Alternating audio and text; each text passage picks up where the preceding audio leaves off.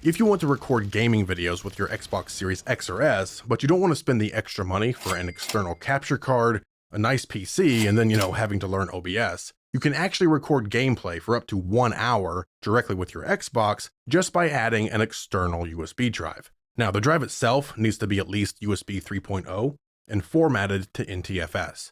My preference for drives are the Samsung T7 Shield external SSDs. They are USB 3.2 Gen 2, so they're plenty fast. And I'll be sure to have a link in the description below if you want to pick one up for yourself. Before you connect the drive to your Xbox, you'll need to make sure that it's formatted with NTFS. So connect it to your computer, right-click the drive, select Format, choose NTFS for the file system, give the drive a name, select Quick Format, and hit Start. Now obviously this drive is already formatted, I'm just showing you the steps that you'll need to take for your drive, alright? So after you format, plug it into your Xbox. It could be one of the USB ports on the rear, or a port on the front. The first time you plug it in, you should get this pop-up, and since we want to capture to this drive, select Use for Media. Then go to Settings, System, Storage Devices, select your new drive, and set as Capture Location.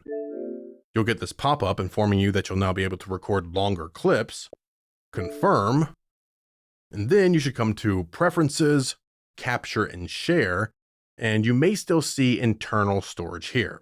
Now, if that's the case, restart your Xbox. Then once it comes back on, press the Xbox button, come over to Capture and Share, scroll down to Capture Settings, and then you can confirm your capture location. And don't worry about these settings here, being limited to 30 seconds. That doesn't apply to our recording, and that's really for the record what happened function. So let's hop into a game. And when you want to start recording, press the Xbox button, go over to Capture and Share, and select Start Recording. Then just play your game as normal.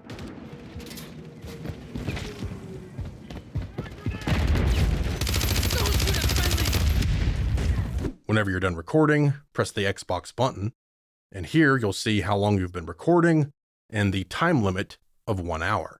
To stop recording, just press X.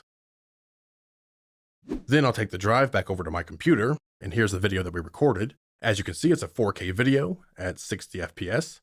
I can play it, and the colors may look a little bit off, and that's because Windows Media Player isn't properly displaying HDR. Now, if I play it in VLC, you'll see that it looks correct. And if you uploaded this video directly to YouTube, then it will properly tone map it, okay?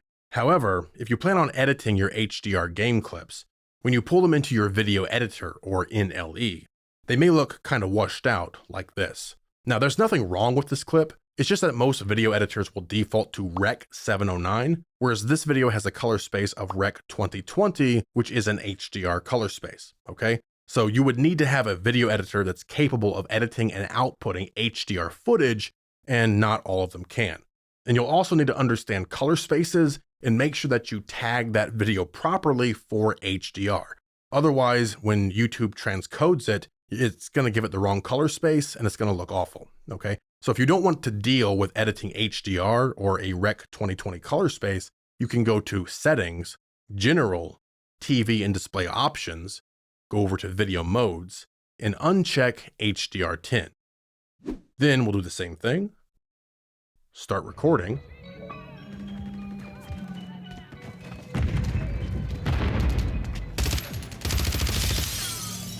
Stop recording.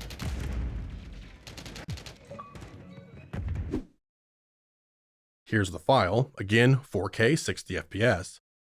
But this time when I play it, it looks fine, right? Throw it into my NLE, and again, it looks fine.